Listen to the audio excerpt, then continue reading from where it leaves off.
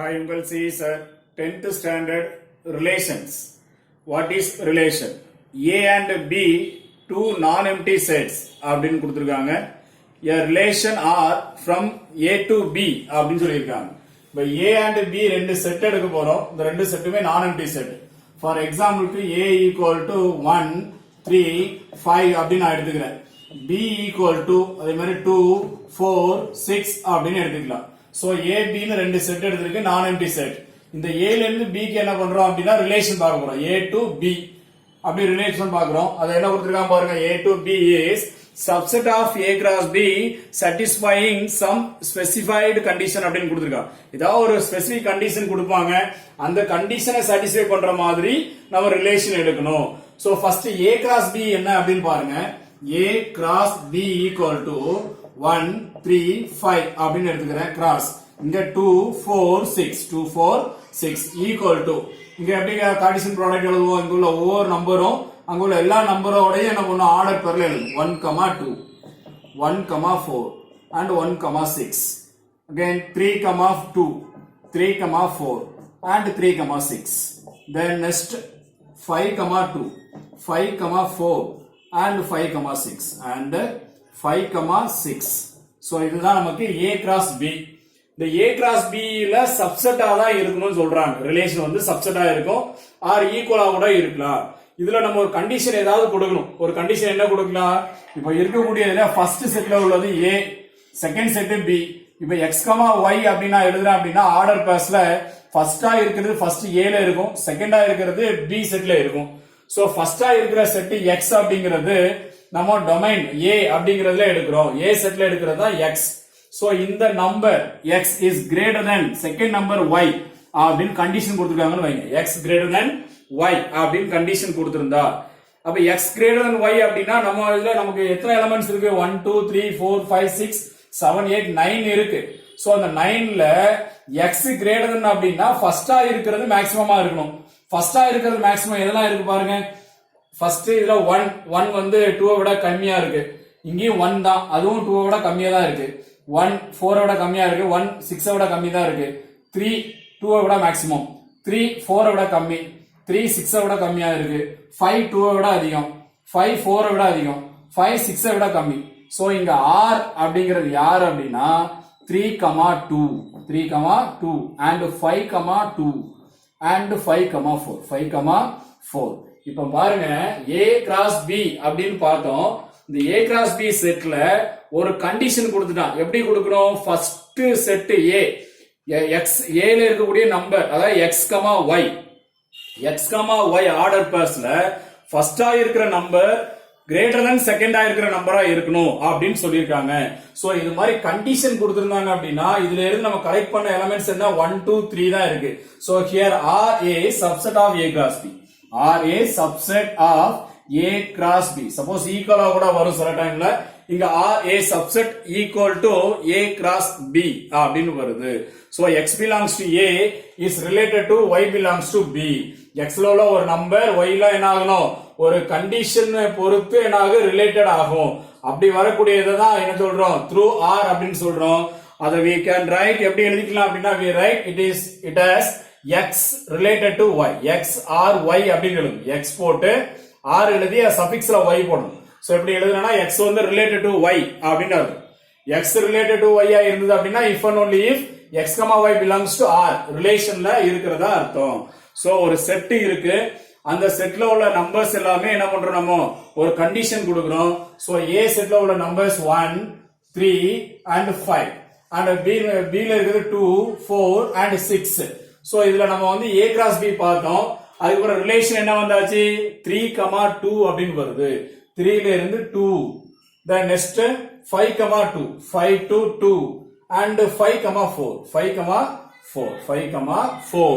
So நமக்கு இங்க இருக்கிற வேல்யூல இங்க ஃபர்ஸ்ட் வேல்யூ வந்து மேக்ஸிமம் ஆகும். ஃபர்ஸ்ட் வேல்யூ மேக்ஸிமமா தெரியணும். அப்போ 3 வந்து 2 விட அதிகம், 5 2 விடவும் அதிகம், 4 விடவும் அதிகம். சோ 1 அப்படிங்கிறது இந்த 3 நம்பர்ஸ் விட மினிமமா இருக்கிறதுனால நமக்கு இந்த நம்பர்ஸ் மட்டும் நம்ம எடுக்கல. இதுதான் நம்மளுடைய ரிலேஷன்ஸ்.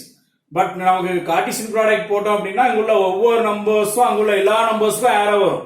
அது நம்ம கார்ட்டீசியன் ப்ராடக்ட் டெஃபினிஷன்ல பார்த்திருக்கோம். சோ ரிலேஷன் அப்படிங்கிறது அதுல ஒரு கண்டிஷனை கொடுத்து அந்த கண்டிஷன் சாட்டிஸ்ஃபை ஆகுற மாதிரி எடுக்கணும். another one example ரிலேஷன்ஸ்க்கு in case 10th A 10th B class எடுத்துக்கலாம். 10th A ஒரு செக்ஷன் ஆஃப் கிளாஸ், அதே மாதிரி இதுனா 10th B அப்படிங்கிற கிளாஸ். 10th A ல இருக்கக்கூடிய ஸ்டூடெண்ட்ஸ் 1 2 3 4 5 6 நம்பர் ஆஃப் ஸ்டூடெண்ட்ஸ் வந்து 6 இருக்கிறாங்க. சோ உங்க 10th B ல இருக்கிறவங்க யாரு? A B C D E F G. So 3 6 7 members என்ன பண்றாங்க? 10th B ல இருக்கிறதா நம்ம எடுத்திருக்கோம். சோ இது ஒவ்வொருத்தருக்கும் என்ன பண்றோம் அப்படின்னா அந்த மார்க் வந்து அலாட் பண்ணிருக்கேன். சோ 1ஓட மார்க் 70, 2 எடுத்த மார்க் 55, 3 எடுத்த மார்க் 100, அதே மாதிரி 4 எடுத்த மார்க் 95. அதே மாதிரி ஏபிசிக்கு என்ன பண்ணிருக்கோம்? நம்ம மார்க் அலாட்மெண்ட் கொடுத்திருக்கோம். சோ இதுல இருந்து நம்ம அந்த ஏ கிளாஸ்ல இருக்கிற எல்லாருமே பி கிளாஸ்ல இருக்கக்கூடிய எல்லாரோடையும் ஃப்ரெண்டா இருக்காங்க அப்படின்னா 1 அப்படிங்கிறவரு பி ல எல்லாரோடையும் ஃப்ரெண்டா இருக்காங்க அப்படின்னா கார்ட்டீசியன் ப்ராடக்ட் வந்துரும். 1, A, 1, B, 1, C, 1, D, 1, E, 1, F, 1, G அப்படி எழுதுறோம். அண்ட் செகண்டா இருக்கிற அவருமே என்ன ஆகுது? B ல உள்ள எல்லாரோடையும் ஃப்ரெண்டா இருக்காரு அப்படின்னா என்ன வந்துரும்? நமக்கு கார்ட்டீசியன் ப்ராடக்ட் வந்துரும். சோ கார்ட்டீசியன் ப்ராடக்ட்னா என்ன? இங்க இருக்க ஃபர்ஸ்ட் செட்ல உள்ள எல்லா நம்பரும் ஒவ்வொரு நம்பரும் எடுக்கணும். ஒவ்வொரு நம்பரும் செகண்ட் செட்ல உள்ள எல்லா நம்பர்ஸோட என்ன ஆகணும்? மேப்பிங் வரணும். அத ஆர்டர் பேர்ஸ்ல எழுதுவோம். 1, A அப்படி எழுதுவோம். தென் 2 வச்சு எல்லாமே எழுதணும். 3 4 5 6 அப்படி வச்சு எல்லாமே எல்லா நம்பரோடையும் என்ன ஆகும்? வரும். சோ 10th A ல உள்ள எல்லா ஸ்டூடெண்ட்டும் 10th B ல உள்ள எல்லா ஸ்டூடெண்டோடய என்ன இருக்காங்க? ஃப்ரெண்ட்ஸா இருக்காங்க. இங்க 1 அப்படிங்கிற ஒரு ஸ்டூடெண்ட் 10th B ல A to F வரைக்கும் எல்லா ஸ்டூடெண்டோடயும் ஃப்ரெண்ட். சோ 2 அப்படிங்கிற ஒரு ஸ்டூடெண்ட் 10th B ல உள்ள எல்லா ஸ்டூடெண்டோடயும் ஃப்ரெண்ட். 3 அப்படிங்கிறதும் எல்லா ஸ்டூடெண்டோடயும் ஃப்ரெண்ட் அப்படின்னு எடுத்தோம்னா என்ன வந்துரும்? கார்ட்டீசியன் ப்ராடக்ட் வந்துரும். பட் இங்க ரிலேஷன் அப்படின்னா என்ன? ஏதாவது ஒரு ஸ்பெசிபிக் கண்டிஷன் இருக்கும் அப்படின்னு சொல்லி பார்த்தோம். இங்க கண்டிஷன் என்ன கொடுக்கலாம் அப்படின்னா 2 கிளாஸையும் அரேஞ்ச் பண்றோம். அரேஞ்ச் பண்ணி டெஸ்ட்ல சேம் மார்க் எடுத்தவங்களெல்லாம் கலெக்ட் பண்ணுங்க அப்படின்னு சொல்றாங்கன்னு வைங்க. சேம் மார்க் வந்து சேமா இருக்கணும். சோ 1 70 மார்க்ஸ் எடுத்திருக்காங்க. இங்க யாராவது 70 மார்க்ஸ் எடுத்திருக்காங்களா? C 70 மார்க்ஸ் எடுத்திருக்காங்க. சோ 1 C ரெண்டு பேரும் 70 மார்க்ஸ். சோ 2 55, இங்க 55 இல்ல. 300, இங்க G 100 எடுத்திருக்காங்க. G 100. சோ இந்த ரெண்டையும் வரும். 95, இங்க 95 யாரும் எடுக்கல. 82 இங்க E எடுத்திருக்காங்க. சோ 82. அண்ட் 91 இங்க யாருமே எடுக்கவே இல்ல. சோ இங்க என்ன கண்டிஷன் கொடுக்கும் அப்படின்னா சேம் மார்க் அப்படின்னு கண்டிஷன் கொடுக்கும். சோ எடுக்கக்கூடிய மார்க் வந்து எப்படி இருக்கணும்? சேமா இருக்கணும். சோ சேமா இருக்கிற மாதிரி இருக்கக்கூடிய ஸ்டூடெண்ட்ஸை கலெக்ட் பண்ணுங்க. ஃபர்ஸ்ட் இங்க யார் இருக்காங்க? 1 70 மார்க்ஸ் எடுத்திருக்காரு. C யும் 70 மார்க்ஸ் எடுத்திருக்காங்க. 300 எடுத்திருக்காங்க. அண்ட் G யும் 100 எடுத்திருக்காங்க. அதே மாதிரி 5 82 எடுத்திருக்காங்க. E யும் 82 எடுத்திருக்காங்க. சோ இந்த கலெக்ஷன் தான் யாரு அப்படின்னா ரிலேஷன். ரிலேஷன் அப்படின்னா ஒரு கண்டிஷன் கொடுத்து இப்போ சொல்றாங்க. சோ ஒருத்தர் வந்து எல்லாரோடையும் ஃப்ரெண்டா இருந்தாங்க. ஒவ்வொருத்தரும் B கிளாஸ்ல எல்லாரோடையும் ஃப்ரெண்டா இருந்தா கார்ட்டீசியன் ப்ராடக்ட் வந்துரும். சோ இங்க இருக்கக்கூடிய மார்க்ஸ் வைஸ் பாக்குறேன். அது ஒரு கண்டிஷன் கொடுக்குறாங்க. சேம் மார்க் எடுக்கணும் அப்படின்னு சொல்றாங்க. சேம் மார்க் எடுக்கிறவங்கள நம்ம கலெக்ட் பண்றோம் அப்படின்னா இங்க 1 அப்படிங்கிறவங்க நேரா C, 3 அப்படிங்கிறவங்க G, 5ங்கிறவங்க E. இவங்க மட்டும்தான் சேம் மார்க் இருக்காங்க. சோ சேம் மார்க் அப்படிங்கறது தான் இங்க கண்டிஷன். கலெக்ட் பண்ண R அப்படிங்கிறது யாரு? 1, C, 3, G, 5, E. இந்த R எப்படி இருக்கும் அப்படின்னா subset of equal to A cross B. R வந்து subset of A cross B இருக்கும். A cross Bங்கிறது கார்ட்டீசியன் ப்ராடக்ட். இதெல்லாம் ப்ரீவியஸ் வீடியோஸ்ல தெளிவாவே கொடுத்திருக்கோம். இங்க ரிலேஷன்ஸ் அப்படிங்கறத தெளிவா பாருங்க. சோ கிளாஸ்ல உள்ள எல்லா மெம்பர்ஸும் நமக்கு கிளாஸ் B ல உள்ள எல்லா மெம்பர்ஸோடையும் என்னவாகும்? ஃப்ரெண்ட்ஸா இருக்கிறாங்க அப்படின்னா என்ன? நமக்கு அது கார்ட்டீசியன் ப்ராடக்ட். ஒரு கண்டிஷன் கொடுத்திருக்கோம். சேம் மார்க் இருந்தது அப்படின்னா அது ரிலேஷன். இப்ப கிளாஸ் A அப்படிங்கிறது ஃபர்ஸ்ட் செட். இந்த ஃபர்ஸ்ட் செட்ல 1 to 6 வரைக்கும் இருக்காங்க பாருங்க. அவங்க பேர் தான் டொமைன். கிளாஸ் A ல இருக்காங்களா? அவங்க பேர் என்ன? Domain. So A equal to 1 2 3 4 5 6 members இருக்காங்க. 6. சோ ஃபர்ஸ்டா யூஸ் பண்ணக்கூடிய செட் இவங்க யார் அப்படின்னா டொமைன். இவங்க டொமைன் அப்படின்னு சொல்லலாம். செகண்ட் கிளாஸ் யார் அப்படின்னா கோடொமைன். செகண்டா இருக்கக்கூடிய செட் கோடொமைன். இது யாரு? B equal to A B C D E F G. So இவங்க தான் கோடொமைன். சோ அப்போ ஃபர்ஸ்ட் எடுக்கக்கூடிய செட் A டொமைன், செகண்டா எடுக்கக்கூடிய வேல்யூ B கோடொமைன். இந்த B ல யாருக்கெல்லாம் மேப்பிங் வந்திருக்குன்னு பாருங்க, அவங்க தான் ரேஞ்ச். ரேஞ்ச் யாரு? நமக்கு இந்த A ல இருந்து மேப்பிங் போடுறோம். சோ மேப்பிங்னா கிராஃப், அந்த ஆரோ டயகிராம் போடுற பாருங்க. இது யார் யாருக்கெல்லாம் ஆரோ டயகிராம் ரீச் ஆயிருக்கோ அவங்கலாம் ரேஞ்ச். இங்க C, E and G. So அங்க வரதுல டொமைன் அப்படிங்கிறவங்க ஃபர்ஸ்ட் செட், செகண்டா இருக்கிறது கோடொமைன், லாஸ்டா வருது என்ன? ரேஞ்ச். ரேஞ்ச் அப்படிங்கிறது எந்த நம்பருக்கு மேப்பிங் கோடொமைன்ல இருக்கோ அவங்க தான் ரேஞ்ச். ஃபைனலி நம்ம ரிலேஷன்ஸ்ல தெளிவா நமக்கு தெரிய வேண்டிய விஷயங்கள் என்னலாம்? First domain. டொமைன் அப்படிங்கிறது x belongs to A, x or y அப்படின்னு இருக்கு. x relation y for some y belongs to B. So xல இருந்து ஒரு எலிமெண்ட் எடுக்கிறோம், ஏதோ ஒரு y க்கு என்ன ஆகும்? மேப்பிங் ஆகும். அதுதான் நம்மளுடைய டொமைன் அப்படின்னு சொல்றோம். சோ ஃபர்ஸ்டா எழுதக்கூடிய செட் A அதுதான் நம்ம டொமைன் அப்படின்னு யூஸ் பண்ணுவோம்.